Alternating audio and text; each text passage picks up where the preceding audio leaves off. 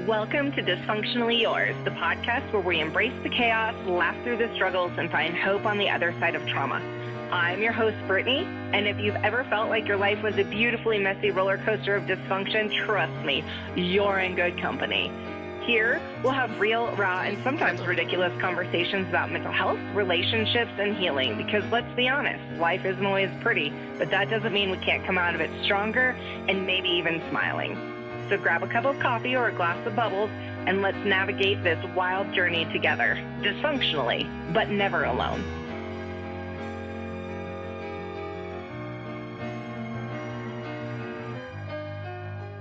Welcome back, friends. Oh, la, la, la. Kidding. Not really. To another episode of Dysfunctionally Yours. I'm Brittany. How are we? How was everybody's week? Mine, lovely. Lovely. Lovely in the sense of it was lovely. Not lovely in the sense of I'm an overthinker and everything that I do turns into an overthinking process. And that overthinking process turns into a podcast episode. So we'll talk more about that. But in the meantime, is everybody getting ready for the holidays? I normally do not decorate. I don't normally decorate until Thanksgiving, but Thanksgiving is just so late this year. So I think I'm going to decorate today. That's my plan. Corbin's coming over today and I think we're going to decorate. Anyways, my cousin friend, she's like a cousin friend. She's like a cousin friend. Yeah. It's complicated.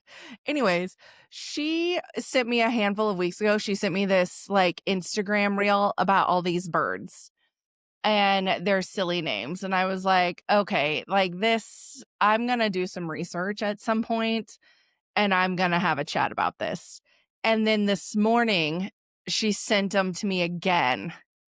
Not again, not the same one, but like more crazy ass bird names. And I was like, all right, today is the day. So this morning, I took Pepper on the most excruciating 2-mile walk of my life. She was just like crazy and it was not enjoyable for any of us. But we got a cool sunrise.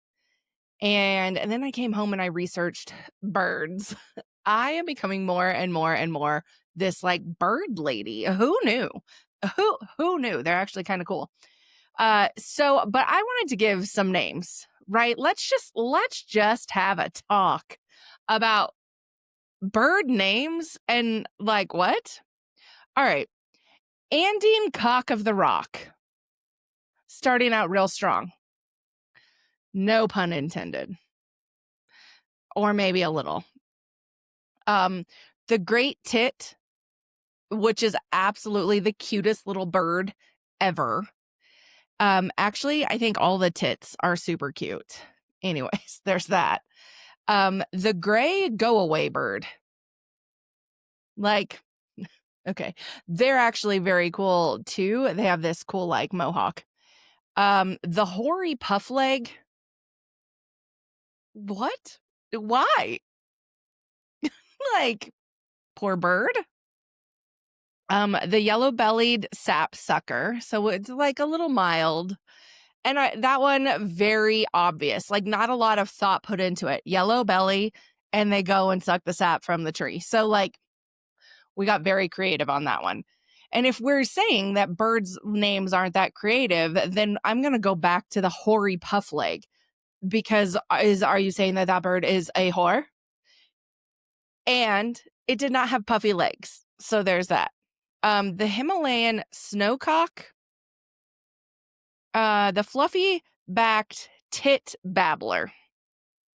Like, again, super cute. The tits are cute. The Australian bustard. The bustard is a bird in a lot of different areas, actually. And the bustard in Australia has this roar that sounds like a dinosaur or like a lion, right? It just has a whole, like the gobbler thing on like a turkey, like a little like gobbler thing. Um, that on this Australian bustard actually hangs all the way down to their feet. It's so big to be able to help amplify this sound, and it actually legit roars. It's called like, I don't know, the dinosaur bird, but it also sounds like a dinosaur. The other bustards don't. They sound like sort of like a water dropping, like a little like plop. That is not what it sounds like, but like, like a water droplet sound. That's what it sounds like. The tufted titmouse, also so cute. Also not a mouse. Not a mouse. I think I learned that today. I thought that the titmouse was a mouse. So if you guys are smarter than me, congrats. And if you also thought it was a mouse, I'll save you the embarrassment. It's not. It's a bird. The tit tyrant. Yikes. Yeah. Yikes. It really sounds like like the villain in a pornographic anime novel. The woodcock and the dick sissel. Also a real name. I did look all of these up to make sure that they were all real, and I wasn't just out here like giving false information, and I'm not. So whoever is in charge of naming birds, what a job. And I'm wondering if they retired from the adult industry at a different time in life, because I mean, what? Okay. Take it for what you will. I think it's hilarious. I think I'm hilarious. And if you don't, then you're probably in the wrong spot. All right. I'm going to jump into my ache and relief of the week and then sort of let that segue into this week's episode, because my ache of the week, because you'll see. So my ache of the week, I had to put a bunch of furniture together. I had to do some errands, none of which I enjoy doing. Actually, the furniture I don't mind doing, but like I had to do like home things, put furniture together, hang shelves, like do grown up things. And I don't totally love it. And I definitely don't like errands.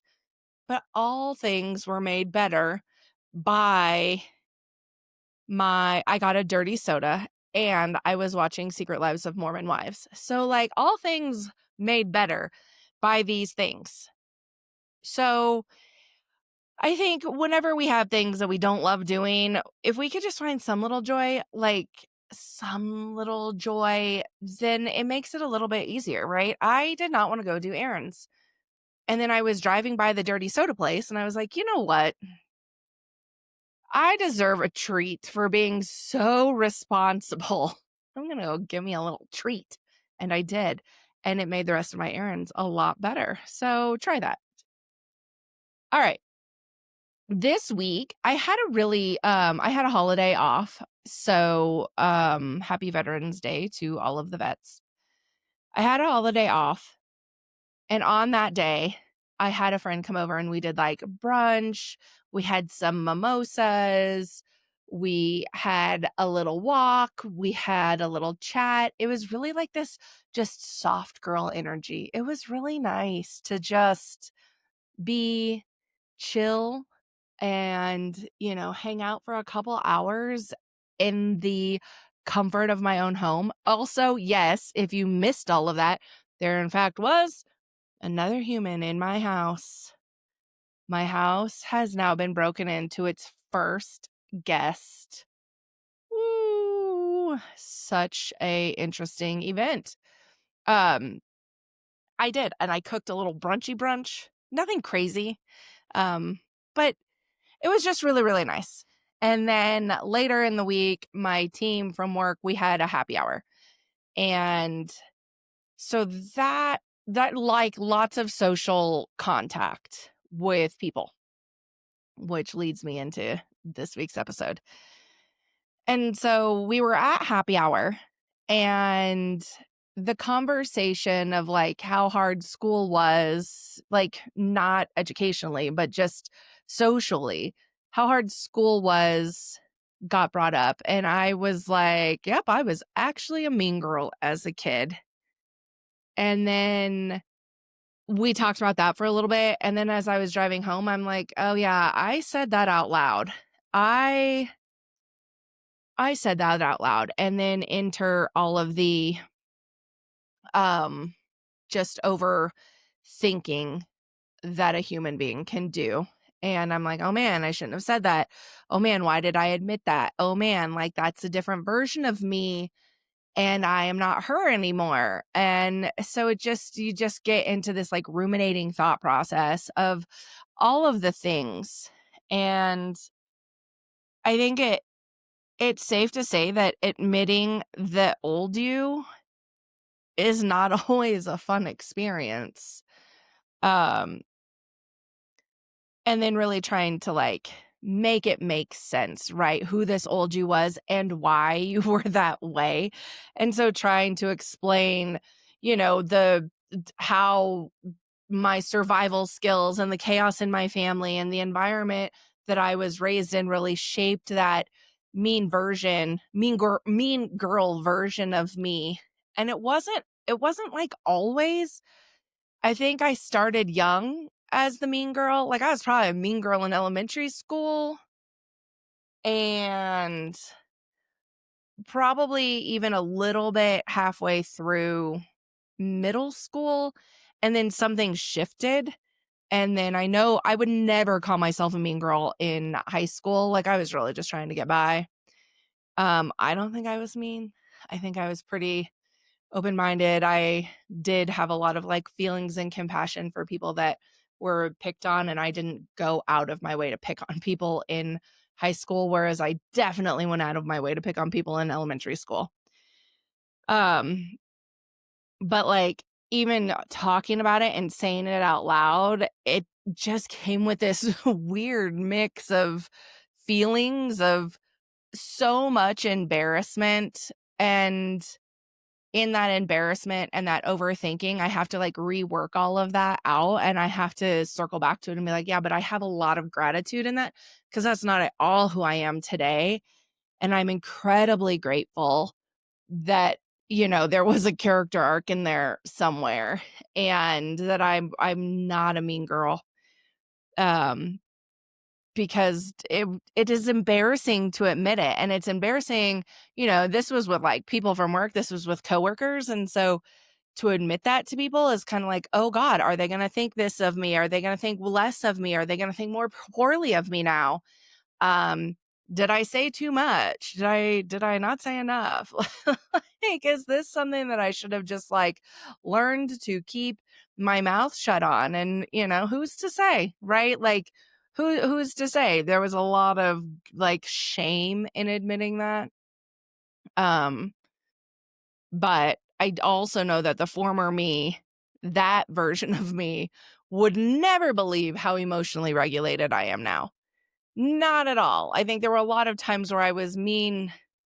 I mean, we're all like mean girls, bullies, like those types of people in school, like they're that way for a reason. And whatever that is like to be cool or to make other people like you or to keep yourself protected from what may be, right? You don't want to seem weak. So therefore you overcompensate. Like there's a lot of reasons as to why those types of things happen. Um, I know there were a lot of things I probably said and did out of I like probably jealousy as a kid. Like God forbid somebody else have more than one friend. So then it would be a little bit jealous and then I would get mean and nasty. But it was like, having a hard time understanding that other people could share themselves like with other people. And so then to like lash out of anger or lash out of jealousy makes sense in that moment. But again, like I said, younger me would never believe that I could, be where I am today. And it really got me thinking, like, why friendships feel so hard sometimes. Like, they just do as adults. We've talked about it briefly before and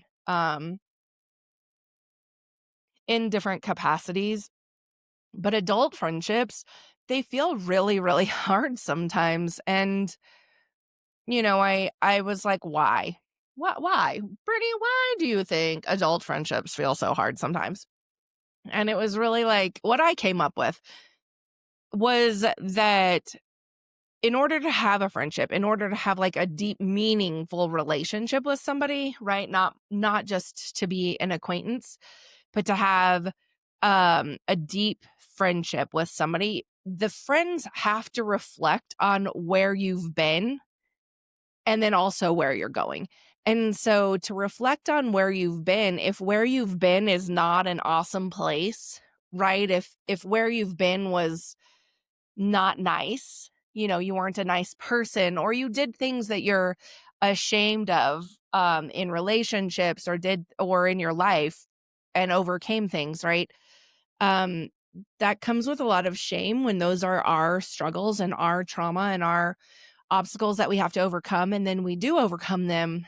But that doesn't mean that everybody that we meet today is going to necessarily understand that. And the other part of that is that friends also have to see where you're going. And I think that can also not always be a positive thing either, right? Like I I can think of a moment in time where I had a friend and I thought was a really, really good friend. And then my brother died. And I was also like really comfortable in the place that I was prior to that, right? I've talked about that a lot. Like, I just want to go back to that version of me, right? And so I really liked who I was in that moment. But then Chase died. And the journey I was on, the path that I was on was no longer the same one that I was on. And my friend could not seem to back where I was going on this path. And part of that was messy, and part of that was complicated, and part of that was grief, right? Grief does all kinds of crazy things. And so, I think in that situation, it's a little bit flipped, right? That person really liked where I had been, who I was, where I had been. And then when I was dealing with a turbulent time in my life and really trying to figure out who I was now, they weren't as patient with that and didn't want any part of that new version of me, which probably had more boundaries and a whole lot less tolerance. So friends, they reflect on, and so they personally reflect on where you've been and where you're going, but they're also a reflection of where you've been and where you're going. And so, you know, if we're on a journey, a growing journey, right? If I was still holding on to some of my friends that allowed me to be like mean girl Brittany, also that would be very, very intriguing considering I was like, 10. Like, but if they were okay with that version of me, and maybe they weren't outgrowing that, then you have friends that are a reflection of that version of you. And do you still want that? So that becomes complicated, right? Um, Letting people close to you means that they might see versions that you outgrew. And that is a lot of vulnerability to let somebody in, now, like this version of me, in order to make so much make sense. They also have to understand where I've come from and how I got here. And some of the why behind it. And so that's hard to be that vulnerable with people and then not know how they're going to respond to that or take that. And that can be scary, making friendships hard. And growth, we've talked about this one before, but growth can create friction.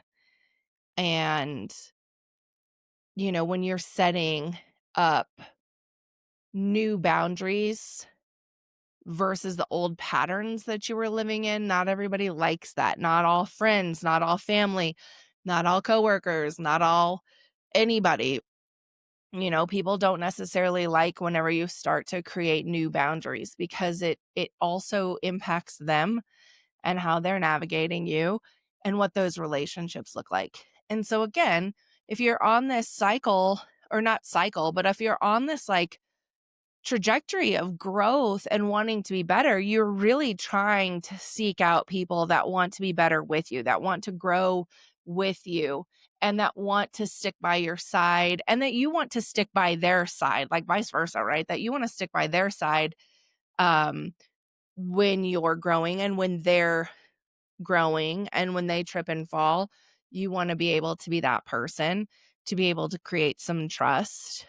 But I think at the end of the day, sometimes we just don't know how to like relax into the healthy relationships. And so I think for me personally, that's where some of this overthinking comes into, where I'm like, oh, I had my friend over. We had some great chat. We had some great conversation. And then for the next 2 days, I'm like, but did I overshare? Like, maybe that information wasn't necessary. Maybe I should have kept that to myself. So I think that gets complicated too. Like my brain overthinks all of the things. And it's like, I have to spend so much time talking myself back out of it. And like, if you think of like a tangled ball of yarn and then trying to like straighten it out again to make it make sense. And that can take some time to do. And that makes friendships hard because then you're like, oh God, it'd just be so much easier to not have to do that after a conversation. I think the pressure to always show the evolved version of you versus like the human one. And that is very much where I get very, very, very caught up because I have put so much time and effort into trying to grow and trying to be better. And I know I'm not always awesome. I know sometimes I fuck up. I know I am not a perfect person. And so I am constantly replaying and rewriting all of the things. And I'm like, oh, I shouldn't have said that. Next time I'm not going to talk at all. Oh, I shouldn't have done that. Next time I won't at all. Like, oh God, did I hurt that person's feelings? I won't do that at all. I'm a very strong-willed person. I say the things that I feel like need to be said. I have gotten better that I don't say everything I think, but I still say the things that I think need to be said. And I show up in this very emotional kind of way all the time. Like I don't fake it very well. And so very well. That's absolutely actually kind of I don't know, an understatement. I don't fake it at all. Like, it's just not something that I can do. And when I try and fake it, that comes out actually worse than it was intended to in the first place. So it's just not a good place for me to try and fake it, to try and fake emotion. It just lands horribly. So I don't fake it. And so if I'm in a good mood, you can tell. If I'm in a bad mood, unfortunately, you can tell. If I'm sad, unfortunately, you can tell. And I do my best. I do my very, very, very best. But I feel like I always need to show up as this like evolved, healed version of me. And then I have a lot of guilt and shame whenever I don't, whenever I'm human, whenever I'm just me. And then I overthink it. I replay it all the time. And nobody asked me to do that.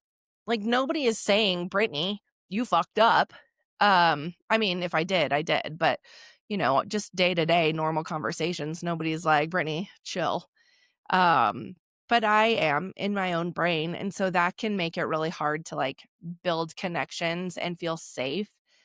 I'm constantly just playing it out that like, oh, they don't really want to hang out with me, like that I'm too much for them, like that narrative that's always been taught to me, like you're too much, you're, too emotional, you're too intense. then it's like, okay, well, I'll just let people go like back way, way, way off. And I won't continue to like maybe do my part because I don't want people to think that I'm too much. And so it goes into this very like weird cycle. And people will be like, oh, I didn't even think you really liked me. And I'm like, I did. I wanted to hang out with you, but I thought that you thought like, no, friendships are hard. They just really, really are. And to be human and to just allow yourself to be human is tricky depending on how you were raised and where you came from. And so, wanting to show up with your best foot forward all the time, that's hard. And it's actually really not realistic. Um, but I think, like I said, whenever I left this happy hour and just was like, oh my God, why did I admit to being this mean girl? Like it just felt so just cringy and gross to admit it. And like that was an icky feeling for me to be like, oh God, what a horrible human I used to be. Um and and I had to really process that one too and be like, yeah, but you know what? I think that if you can look back on who you were or choices that you made, if you can look back on it and wince and be like, ew, that's progress. Right? To be able to acknowledge that, that's progress. I think whenever you feel embarrassment for it, like when you're like, oh my God, I'm actually embarrassed that I admitted that. I am embarrassed that that was the version of me that I just told the whole world about. Um, it's really, I don't know. Well, embarrassment is a feeling, right? So it's kind of like these like, I don't know, emotional receipts that you've changed, like I mean, I guess it's not tangible, but like it's a thing that you're like, I felt that. You see, I changed. I am a little bit better than I was on that day. And we like receipts. We like receipts to show us that things are true. And I also came up with that, people that don't grow, people that don't cringe at their past behaviors. And by past, it could be when you were 10 or it could be fucking yesterday. Like I actually don't care. But like people that don't grow and people that don't cringe at their past behaviors and just justify it, I like that's not okay. Like the goal is to always be better than you were yesterday, right? To be a better version of yourself today than you were yesterday. So if you're not, and you're just justifying poor, shitty behaviors and not taking your accountability for your role in it, and you can boast about shitty behavior, like I know a therapist. I could give you some numbers.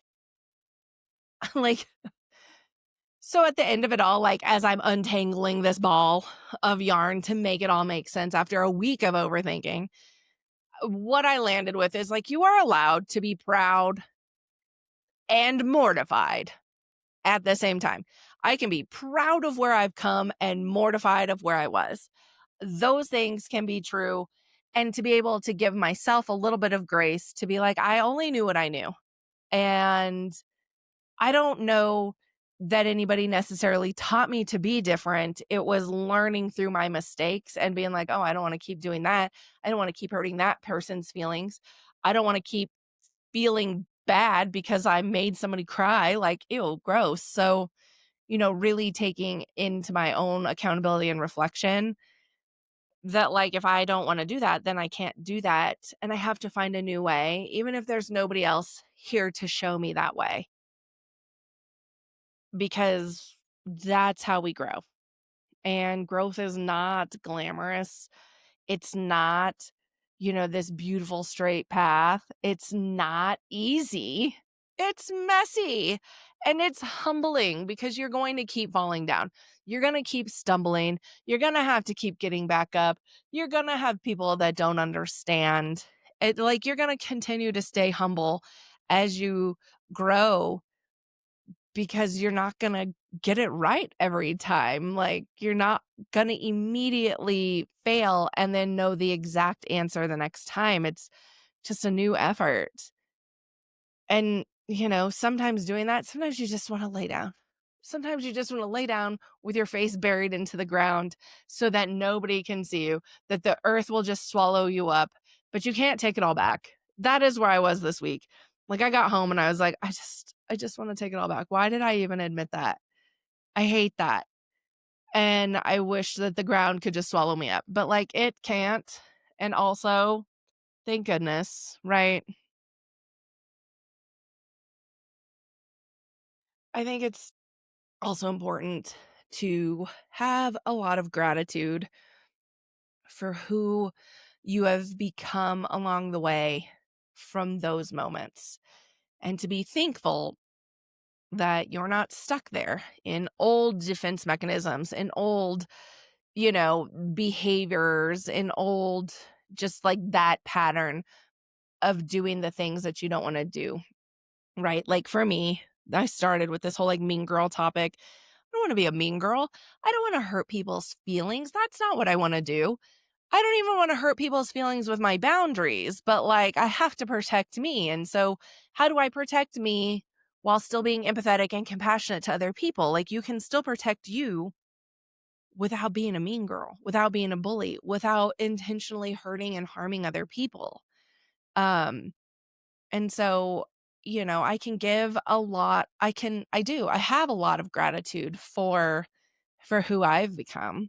And I'm incredibly thankful for who I am and for those people that have stuck by me and believed in me, like, all along the way, like, knowing like, hey, you're not showing up your best, and I know you're gonna get there. Like, I know you'll get there.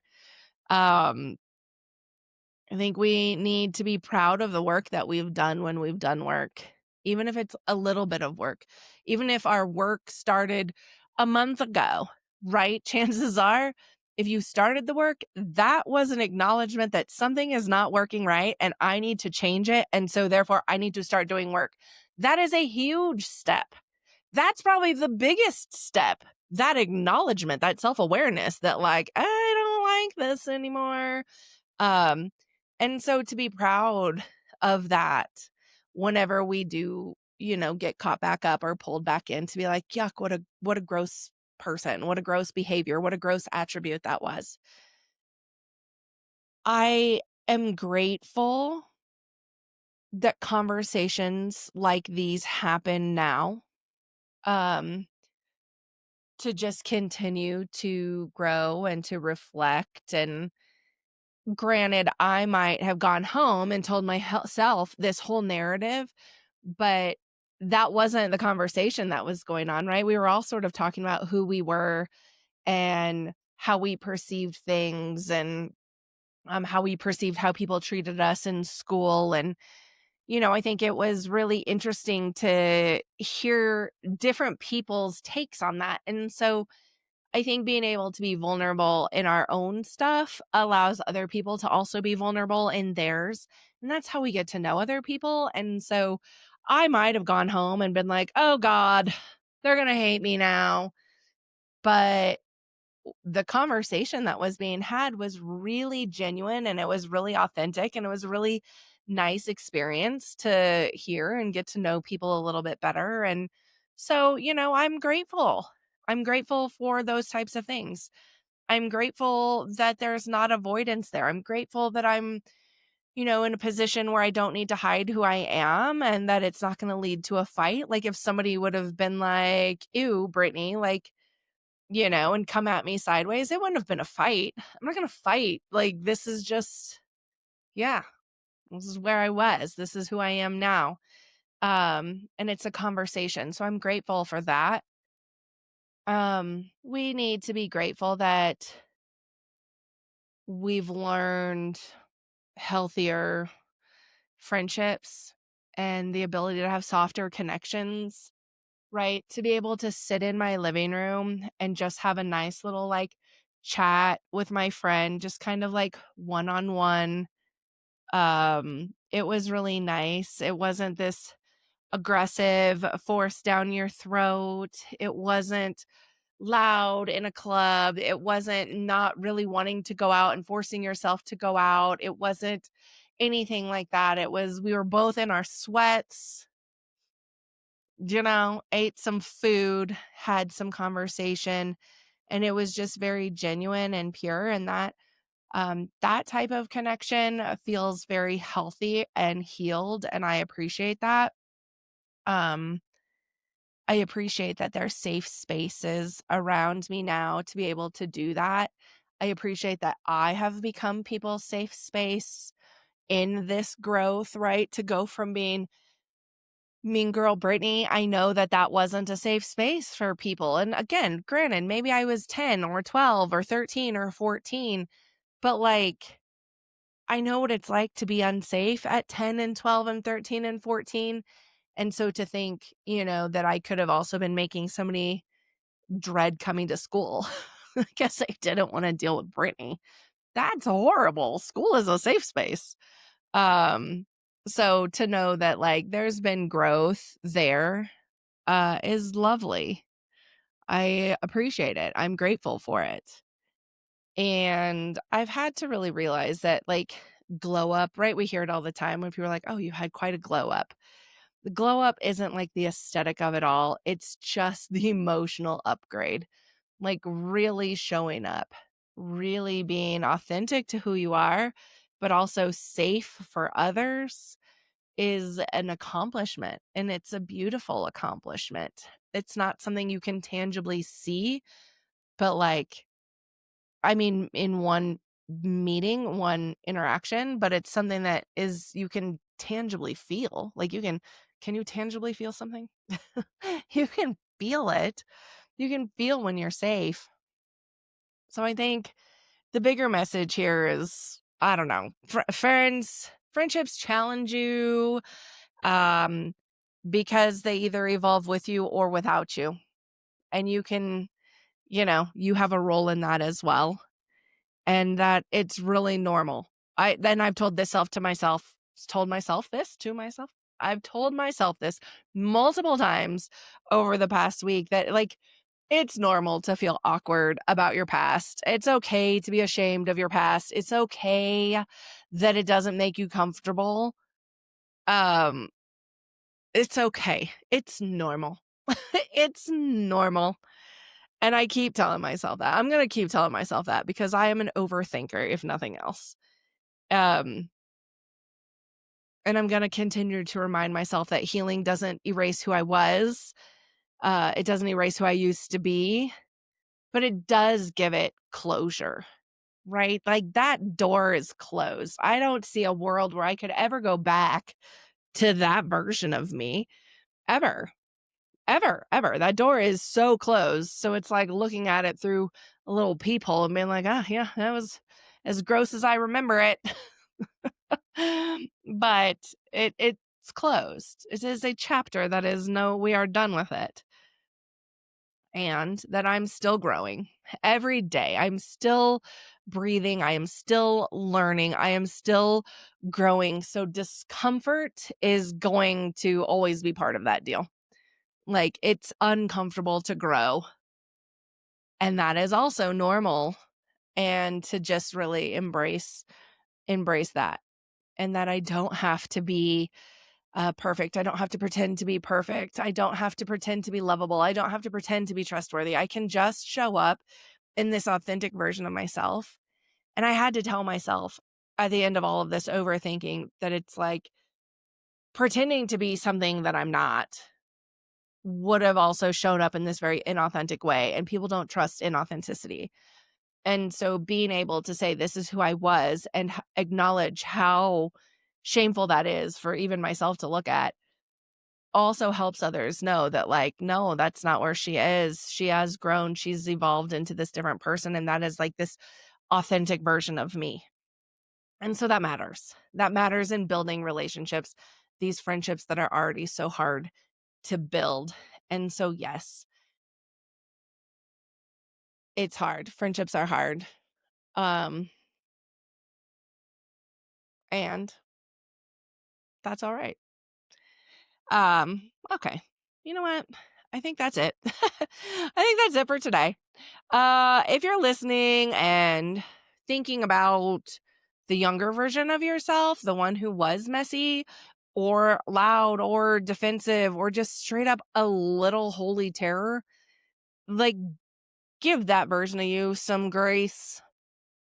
Like that version of you was doing the very, very best that they could in that moment in time. And if you're cringing at that version of you now, good. Good. Good. That means that you grew. That means that you're evolving.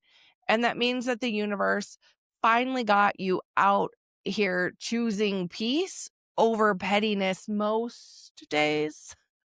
Like a little bit of pettiness from time to time, I suppose is okay. But you're choosing peace, and that matters. That says something. Friendships are hard. Growth is awkward. And being a human being is, basically just one great big identity update every couple of years. And I mean, even our cell phones are updating yearly now. So that makes sense. That makes sense. But you are not alone. We're all out here trying to love the people that we used to be. Like to give themselves grace, to make space for them, like to give them some compassion. We're doing the best that we can to love that version of us. So I will, with that, I'll catch up with you next Monday on all streaming platforms. The new episode of Dysfunctionally Yours will come out. We're going to have some guests coming up in the holiday season, and so that'll be exciting. I'm excited. Feel free to follow, like, and subscribe, and then, write in. If you have anything that you want to be hearing about with the guests, let's write it in. You can DM me. You can put it in the anonymous Google form. You can do any of those types of things. But until then, don't be afraid to be great. Toodles, poodles. Bye.